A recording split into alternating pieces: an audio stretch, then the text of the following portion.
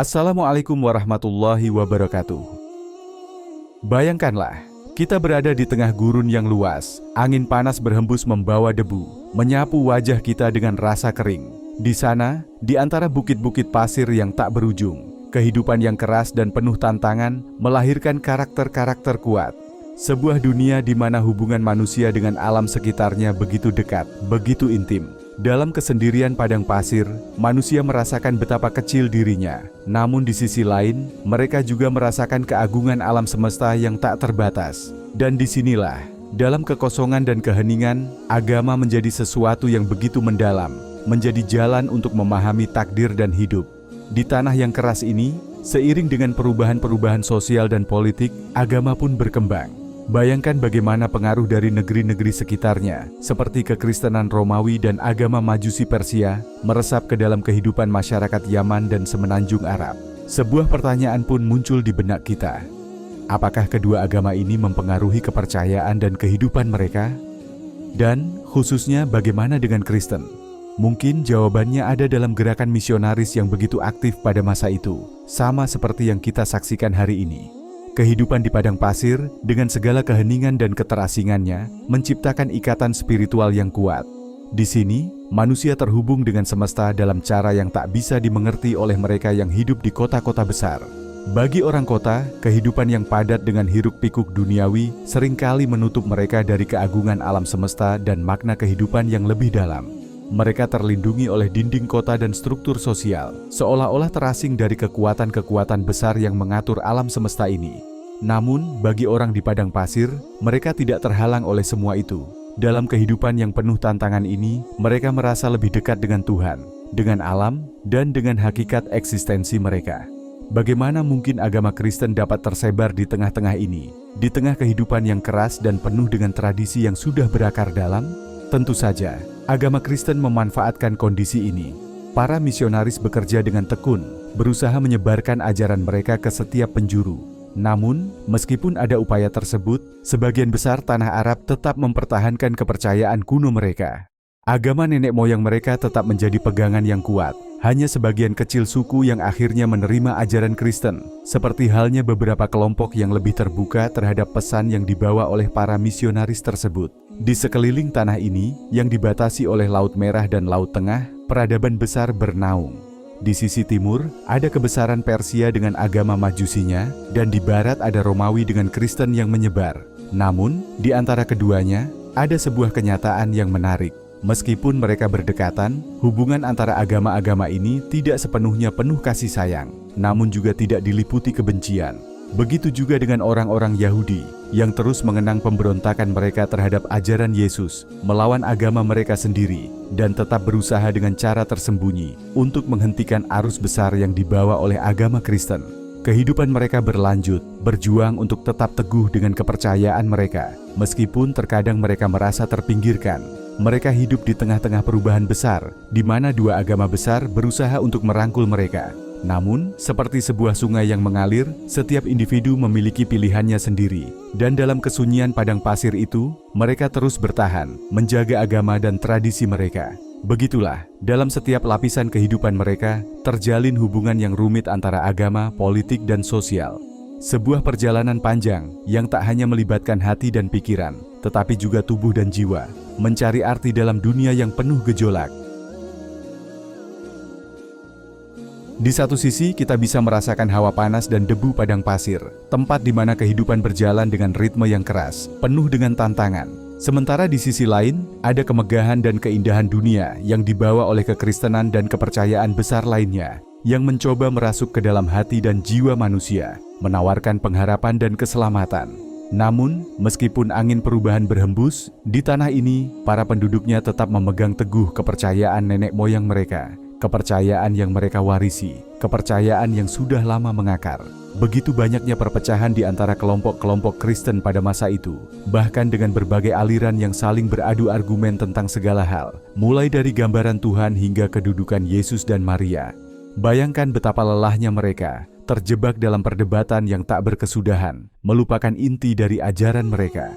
Mereka begitu terfokus pada perbedaan bentuk dan kata-kata, sampai kehilangan makna yang lebih dalam, esensi yang sebenarnya mereka cari. Seperti sebuah rumah yang dikelilingi dengan dinding-dinding yang tinggi, tapi lupa untuk membuka pintu ke dalam, untuk menemukan kedamaian sejati. Dan di tengah hiruk-pikuk itu, ada masyarakat yang tetap teguh pada kepercayaan mereka yang lebih sederhana, yang lebih langsung. Orang-orang Arab yang hidup di antara dua dunia ini tidak terburu-buru untuk memilih salah satu pihak. Mereka yang berdagang dengan orang Kristen dari Syam atau bertemu dengan orang-orang Kristen dari Yaman, mereka tetap terhubung dengan tradisi mereka. Mereka melihat semua ini dari jarak yang jauh, tidak terpengaruh oleh perpecahan yang ada. Mereka tetap tenang, tetap memilih jalan mereka sendiri. Agama nenek moyang mereka, penyembahan berhala yang telah lama mengakar, tetap menjadi pegangan mereka, seolah-olah dunia ini sudah cukup dengan yang mereka miliki. Namun, apa yang mereka abaikan atau bahkan tidak menyadari adalah pergeseran besar yang sedang terjadi di dunia di luar sana. Perubahan besar yang akan datang, yang akan mengubah segala hal.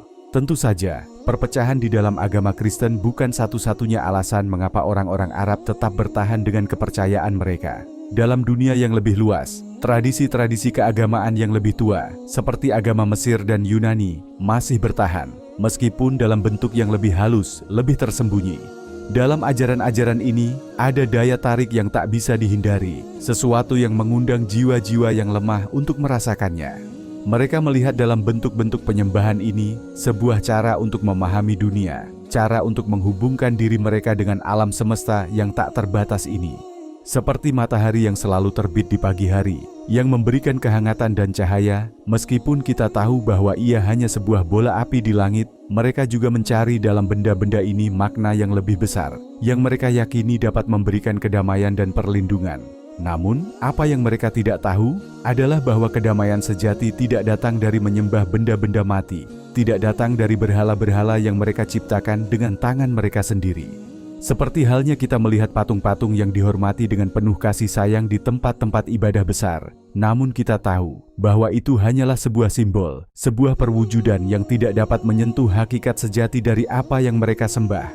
Itulah ironi terbesar dalam dunia ini, di mana manusia begitu sering terperangkap dalam kepercayaan pada sesuatu yang mereka lihat dengan mata mereka, namun lupa untuk mencari yang tak tampak, yang lebih dalam, yang lebih murni. Di tengah keraguan dan kebingungannya, tidak ada salahnya untuk memahami mereka. Mereka yang belum menemukan jalan yang benar, mereka yang masih terjebak dalam penyembahan berhala yang sudah ada sejak lama. Bukankah ini adalah bagian dari perjalanan manusia, sebuah perjalanan menuju pencerahan, menuju pemahaman yang lebih besar tentang Tuhan yang Maha Kuasa? Dunia ini, meskipun telah maju dengan segala penemuan dan teknologi, masih terperangkap dalam ikatan-ikatan lama, yang bahkan masih berlanjut hingga hari ini. Begitu juga dengan agama yang datang membawa perubahan, agama yang datang untuk memerangi penyembahan berhala, dan menyerukan penyembahan hanya kepada Tuhan yang Maha Esa. Tapi, meskipun sudah ada jalan yang jelas, banyak yang masih terjebak dalam bayang-bayang dunia lama, mencari dalam kegelapan apa yang sudah terang benderang di depan mata. Di tengah debu dan angin panas padang pasir, terdapat sebuah tempat yang dihormati, sebuah rumah tua yang memancarkan kekuatan dan misteri. Kuil itu, yang dikenal dengan nama Ka'bah, adalah pusat dari segala harapan dan doa. Namun, apa yang tersembunyi di balik dinding-dinding batu itu? Apa yang tersembunyi di balik debu sejarah dan tradisi yang telah berabad-abad mengakar? Di sana, di tempat yang dikenal oleh seluruh jazirah Arab, terdapat begitu banyak patung dan berhala yang mewakili beragam kepercayaan dan harapan. Mereka bukan hanya sekadar objek mati, mereka adalah perantara, jembatan antara manusia dan apa yang mereka yakini sebagai kekuatan yang lebih besar.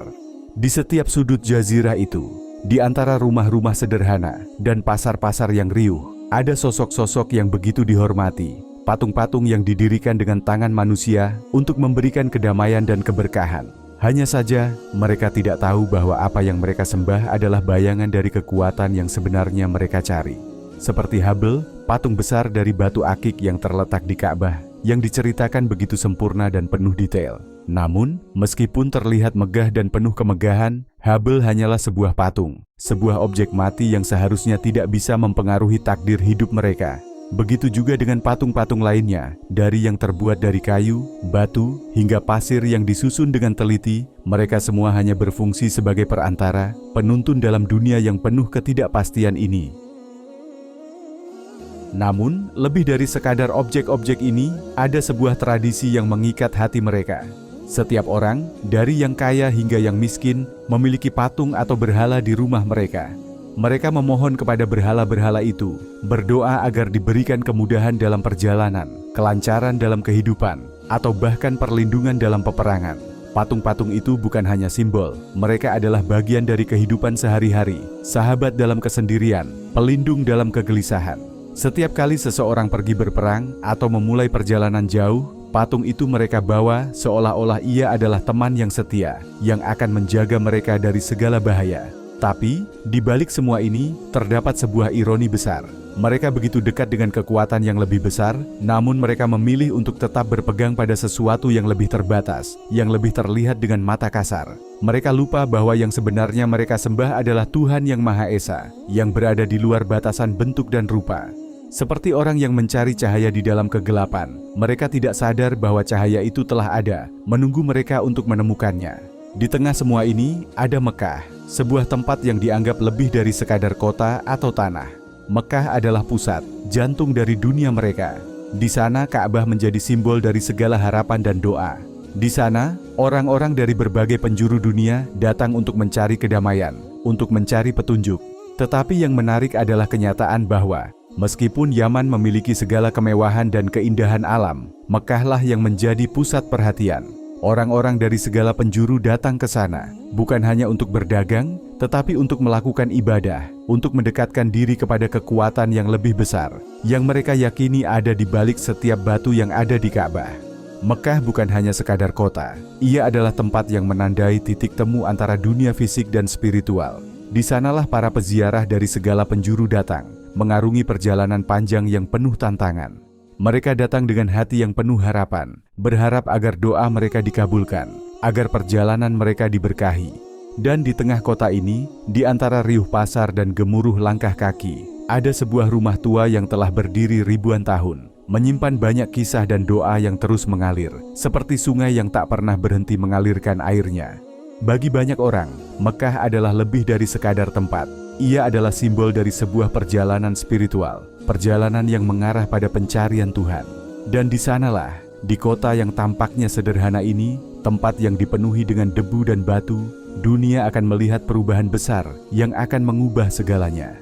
Mekah bukan hanya menjadi tempat suci bagi kaum muslim, tetapi juga simbol dari segala harapan umat manusia, sebuah tempat di mana hati manusia yang rindu akan kedamaian bertemu dengan kekuatan yang lebih besar dari yang pernah mereka bayangkan. Begitu banyak kisah dan misteri yang terbungkus dalam setiap sudut Mekah dan Ka'bah, seakan-akan kota itu adalah panggung yang menampilkan drama besar sejarah umat manusia.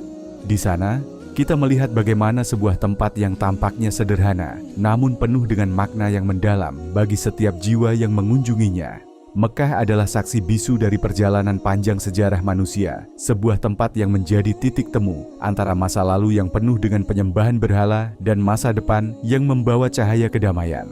Di Ka'bah, setiap batu, setiap sudutnya, mengingatkan kita tentang perjuangan spiritual umat manusia. Di tengah segala kemegahan dan keramaian, ada sebuah kehormatan yang tak ternilai, sebuah tempat yang menjadi pusat doa dan harapan. Namun, seperti yang telah kita bahas, di balik kesucian itu, ada sebuah cerita besar tentang bagaimana Mekah menjadi titik balik dalam perjalanan agama-agama besar di dunia, dan bagaimana perubahan itu membawa kita pada pembahasan yang lebih dalam lagi, mengenai bagaimana Ka'bah, Mekah, dan keluarga Quraisy memainkan peranan yang sangat penting dalam sejarah umat manusia. Untuk itu, pada pembahasan selanjutnya, kita akan menggali lebih dalam tentang Mekah, Ka'bah, dan Quraisy, serta bagaimana ketiga elemen ini saling terhubung dalam perkembangan sejarah yang membawa umat manusia menuju titik kesadaran yang lebih tinggi. kita akan menyelami lebih dalam lagi bagaimana kota yang penuh berkah ini dan umat Quraisy yang menjadi pengelola Ka'bah memainkan peranannya dalam membentuk perjalanan sejarah agama dan kebudayaan. Maka, marilah kita lanjutkan pembahasan ini yang akan mengungkap lebih banyak lagi tentang simbolisme dan pengaruh besar yang dimiliki Mekah dalam perjalanan panjang sejarah dunia.